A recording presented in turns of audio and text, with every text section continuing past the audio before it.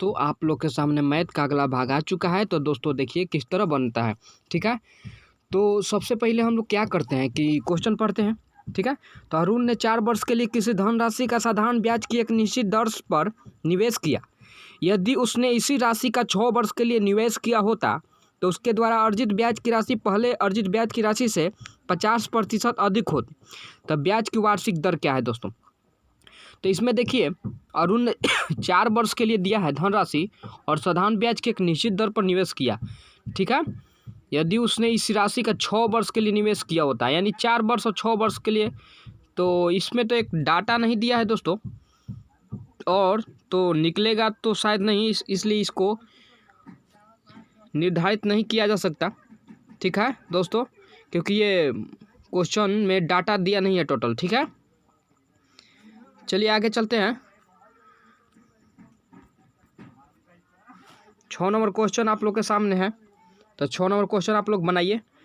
और 6 number question है कि एक राशि का साधारण ब्याज की किसी दर पर 2 वर्ष के लिए निवेश किया गया। यदि यह निवेश 3% अधिक ब्याज की दर पर किया जाता तो 72 रुपये अधिक मिलते। यह राशि कितनी है? तो दोस्तों इसको कई प्रकार के तरीके से बना सकते हैं, तो हम एक मेथड बताते हैं। चलिए इस लोग को ध्यान दीजिएगा। करें कि एक राशि का साधारण ब्याज की दर से 2 वर्ष के लिए यानी 3% ब्याज मिल रहा है, यानी 1 साल में 3% मिल रहा है। ठीक है, 1 साल में 3% मिल रहा है, तो 2 साल में कितना मिलेगा दोस्तों? 6%। अब जब 6% मिल रहा है तो 6% मिल रहा है तो 72 रुपये अधिक मिल रहा है। 6 का ना 72 रुपये अधिक मिल रहा है। बोलिए दोस्तों, 6% पर ही ना 72 रुपये अधिक मिल रहा है, तो 1% पर कितना मिलेगा दोस्तों? ये पहले बताइए। तो 72/6 यानी 12×6 72। तो टोटल 100 पर कितना मिलेगा? क्योंकि मूलधन जो टोटल राशि होता है दोस्तों वो 100 पर निकाला जाता है। तो 100 पर कितना मिलेगा दोस्तों? तो 12 × 100 यानी क्या हो जाएगा? 1200 रुपया। ठीक है दोस्तों, यहाँ पे एक जीरो है, तो 1200 रुपया आंसर हो जाएगा दोस्तों, याद रखिएगा। ठीक है, चलिए आगे चलते हैं। इसी तरह का मैथ हमने आप लोग के लिए रिवीजन के लिए बनाया है, तो चलिए इसको बना कर चेक कीजिए। तो कह रहा है कि एक राशि का साधारण ब्याज की दर से 3 वर्ष के लिए निवेश किया गया। ये 3 वर्ष के लिए निवेश करता है दोस्तों। यदि यह निवेश 5% अधिक ब्याज की दर पर किया जाता तो 120 रुपये अधिक मिलते। यह राशि कितनी है? तो दोस्तों सबसे पहले क्या करेंगे, पता करेंगे 3 वर्ष का कितना अधिक मिल रहा है। तो 5% के दर से कर रहा है कितना दिन वर्ष के लिए, यानी 15% हो गया।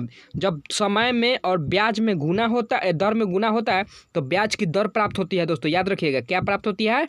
ब्याज की दर। और ब्याज की दर हम लोग का कितना है? 15%, यानी 15% में कितना अधिक मिल रहा है? 120 रुपया। तो 1% में कितना मिलेगा दोस्तों? 120/15 यानी 15×8 20 से यानी 8। तो अब 100 पर कितना मिलेगा दोस्तों? तो चलिए ऊपर निकाल देते हैं 100 पर। तो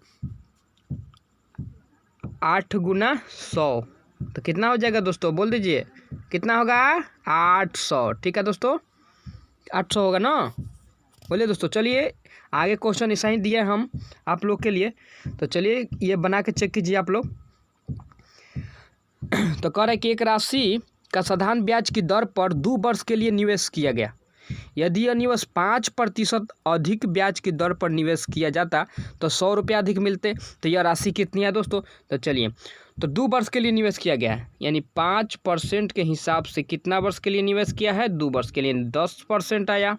ठीक है, अब 10% हम लोग को कितना अधिक मिल रहा है? यानी 100 रुपया। ठीक है, तो 1% पर कितना मिलेगा दोस्तों?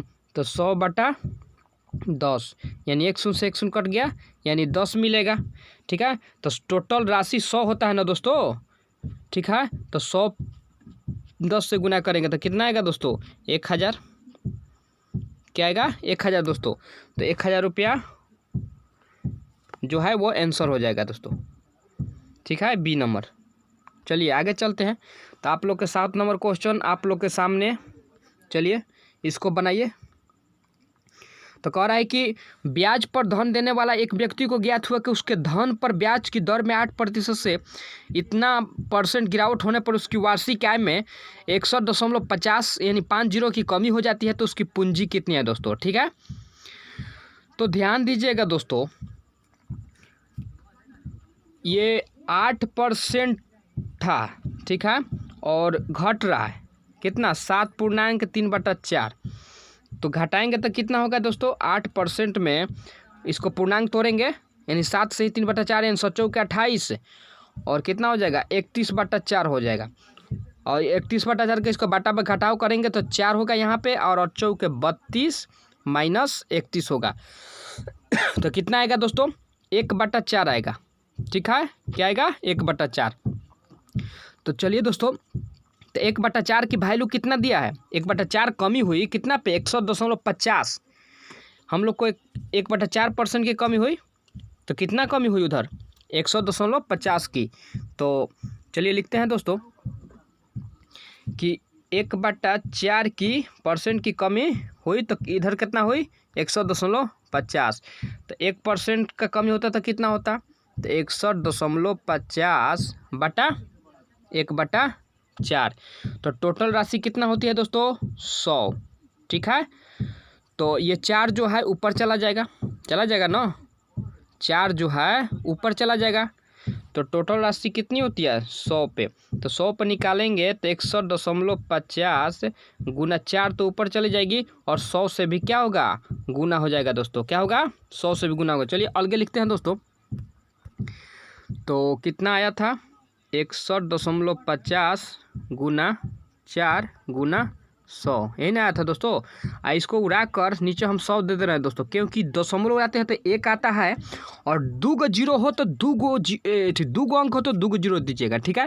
3 अंक हो तो 3 जीरो दीजिएगा, ठीक है। तो चलिए कटाइए, 2 से 2 कटा दिए और इसको गुना कर दीजिए 61.50 में 4 से, तो गुना करेंगे तो कितना आएगा 0, 4 × 5 = 20 के 0 और 4 × 2 = 6 और 6 × 4 = 24 यानी 24,600 किधर है यहाँ पे है, ठीक है दोस्तों। चलिए आगे चलते हैं, ये आप लोग के सामने ऐसा ही क्वेश्चन दिया गया है, तो आप लोग इसको बनाइए। तो कह रहा है कि ब्याज पर धन देने वाले एक व्यक्ति को ज्ञात हुआ कि उसके धन पर ब्याज की दर में 6% से 5.3/4% की गिरावट होने पर उसकी वार्षिक आय में 171.50 यानी 50 की कमी हो जाती है, तो उसकी पूंजी कितनी है दोस्तों। तो चलिए, तो ये 6% से घट रहा है, कितना घट रहा है 5.3/4 यानी 6% से घट रहा है यानी 5 × 20 यानी 23/4, ठीक है। तो इसको बाटा पर जोड़ करेंगे तो 4 और 4 × 6 = 24, यहाँ हो जाएगा 23। तो बचेगा कितना दोस्तों 1/4 यानी ये भी कितना आया 1/4, ठीक है दोस्तों। अब 1/4 की परसेंट की वैल्यू कितना दिया है 71.50। तो चलिए दोस्तों आगे लिखते हैं कि 1/4% की वैल्यू कितना दिया है 71.50। तो 1% की वैल्यू कितना हो जाएगा 71.50 बटा 1/4, ठीक है, ये ना होगा। और 4 ऊपर चला जाएगा दोस्तों, तो 100% की जब वैल्यू हम लोग निकालेंगे तो 71.50 गुना 4 ऊपर चला जाएगा और 100 से भी गुना हो जाएगा और नीचे 1 का वैल्यू 100 नहीं होता है दोस्तों। तो चलिए इसको हटा के फिर से अच्छा से लिखते हैं, तो 71.50 गुना 4 गुना 100 आप बटा कैसे हो जाएगा, इसको उड़ा के नीचे 100 दे देंगे दोस्तों उसी तरह, और 2 से 2 कटा दीजिए और गुना कर दीजिए तो 0 और 4 में 5 से तो 5 × 20 के 0 और 4 × 2 = 6 और 7 × 28 यानी 28,600 दोस्तों, यानी ऑप्शन ए, ठीक है दोस्तों। चलिए अगला क्वेश्चन देखिए, ब्याज पर धन देने वाले एक व्यक्ति को ज्ञात हुआ कि उसके धन पर ब्याज की दर में 9% से 8.4/6% की गिरावट होने पर उसकी वार्षिक आय में 81.50 की कमी हो जाती है, तो उसकी पूंजी कितनी है दोस्तों। तो चलिए, तो 9% - 8.4/6%, ठीक है, गिरावट हो रही है, तो इसको घटाएंगे दोस्तों। तो 9% - 8 × 6 = 48, 49, 50, 51, 52 यानी कितना हो जाएगा दोस्तों 52/4, 6। कितना आएगा दोस्तों? 52/6। तो इसको यहाँ पे 6 9 छक्का 54 माइनस 52 यानी 2/, कितना आएगा दोस्तों? 6। तो घटा दीजिए 2 तिहाई 6 यानी 1/3 आया। तो 1/3 की वैल्यू कितना है? 81.50। ठीक है दोस्तों, क्या लिखेंगे कि 1/3 की वैल्यू कितना दिया है? 81.50। तो 1% की वैल्यू कितना हो जाएगा दोस्तों?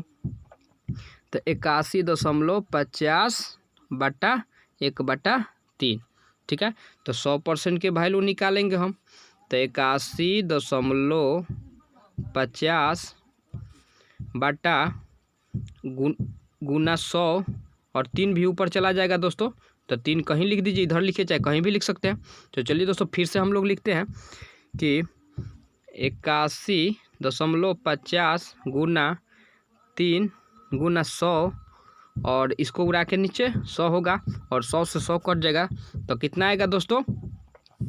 गुना कर दीजिए तो 0 और 15 के 5 हासिल 1 3 1 4 और 18 के 24 यानी 24,450 यानी ऑप्शन बी दोस्तों आंसर हो जाएगा। चलिए दोस्तों आगे देखते हैं। अब आगे क्वेश्चन तो नहीं है, लेकिन आगे फिर मिलते हैं अगले वीडियो में। और अच्छा लगे तो लाइक और सब्सक्राइब जरूर कीजिएगा दोस्तों। ठीक है, धन्यवाद।